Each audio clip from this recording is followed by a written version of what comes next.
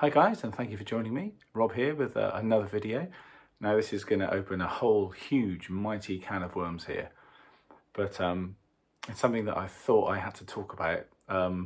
Now watching these videos you probably see all these kind of sci-fi things behind me and rock and roll memorabilia and bits and bobs and a drum kit. I make no secret that my favourite superhero of them all is Batman, and I think he is the greatest superhero. He's obviously human. He can be killed. He's trained himself to be this superhero. Whenever he goes out, always up against it. And his foes, are always trying to kill him in various Bond-esque ways, But he isn't a man of steel. He can't have an Iron Man suit. He's got none of that. He isn't like the Hulk. He can't suddenly Hulk out. And he's on the line every time he goes out. So I think that's amazing. And I know, again, this is something that a lot of people don't like. I like the movies because they're dark.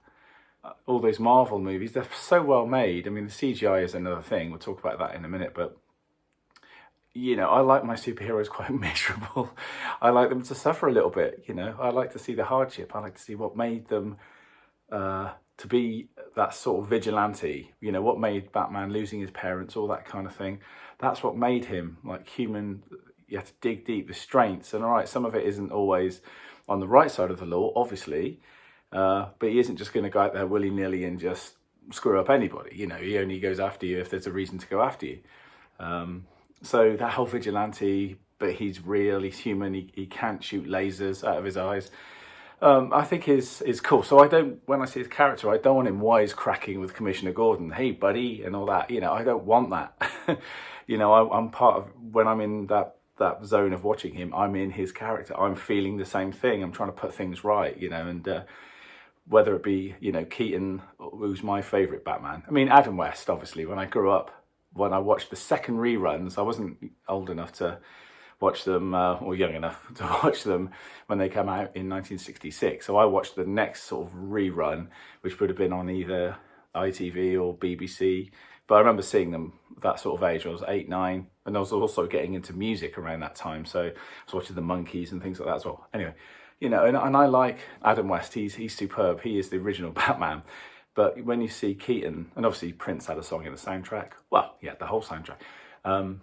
For the pop music anyway, and obviously Danny Elfman had the music for the string arrangement, orchestral stuff, which was equally as brilliant. But I see Keaton and I'm Batman, just the whole thing with the voice, and it was dark. Anyway, that's my thing. So even though I do watch the Marvel movies, all the, it just makes me go, really? I feel like I'm watching like Bad Boys or something, it's like, or Top Gun, it's that, yay, buddy. No thank you, not my vibe. And I'm sure in the comments there's going to be millions of things coming up saying, well, that's the relationship with, with the Avengers and Justice League, those two things, that's a different kind of thing. And that's fine, I'm not that into it that I need to soak myself completely into the whole universe. But it's just as a light watch. Yes, it's entertaining, but I want to give a little bit more over that hour or 2 hours or 3 hours these days. Movies are way too long these days. But the new Batman I thought was great. Patterson, or whatever his name is, played it great, and it was written well. And equally, I know people that went to see it said, oh, I'm fed up of Batman being so miserable. And, there's enough sort of misery in the world, and I do get that, yeah, absolutely. But I'm afraid, that's my Batman. So this is really about just me spreading my wings, or my bat wings. Oh, see what I did there? On the whole thing about Batman. So I love it. Yeah, I love that. The whole Batman culture. I think it's brilliant. I'm happy that he's miserable. I'm dead happy. If I want to watch something happy, I'll go and watch, Zoolander or something. I don't know. If I want to see something funny, or Carry On Up the Khyber. Oh, matron. We watched The Flash the other day, and again, the CGI thing, it makes movies so exciting and otherworldly. But you know what? I think there's a bit too much in films these days. Within the first 10 minutes of any of these blockbusters, the rule is something's got to happen very quickly. I know that. They can't have these nice long intros anymore, which is a shame. You see sort of classic horror films like Halloween maybe, or The Exorcist and Omen, and they draw out the story and the characters. Maybe a bit too long looking back, but it's better than just within a few seconds. Bang, bang, bang, bang, CGI, CGI, something else, bit of a story. Bang, bang, bang, CGI, then another bit of a story. Then a love interest, of course. Bang, bang, bang, CGI.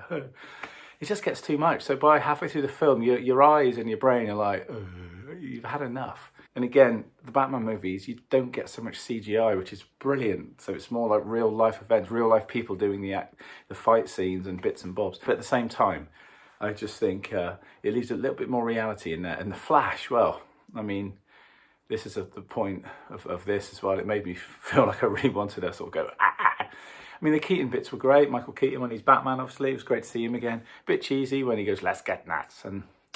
But at the same time, anyway, I'm just throwing that out there. At the end of the day, it's just entertainment. You know, we all go to work. We all need to come home and relax. And if that's your vibe, brilliant. You know, I'm certainly not knocking any of it. Just, you know, this is a good platform for me and things I like. Yeah, superheroes, like, quite close to me. The whole thing. I mean, I do have Hulks around the place and bits and bobs. But as I say, when it comes to the movies and stuff, I really can't stand all that buddy humour. It just kind of, it's just not my vibe. But Batman, I'm Batman. Misery in the world. I love it. Just for that hour, 2 hours, that darkness. I just think it's a cool thing. One man against the world kind of vibe. Anyway, that was it really. I just felt I had to talk about it because after seeing The Flash, it just drove me a bit nuts, the CGI and this whole thing. Anyway, I hope you enjoy it. Please leave some comments below. Remember, there's no right or wrong. It's just subjective. And this is my point of view on the whole thing. And if I could be any superhero, I'd always be Batman. Always, hands down.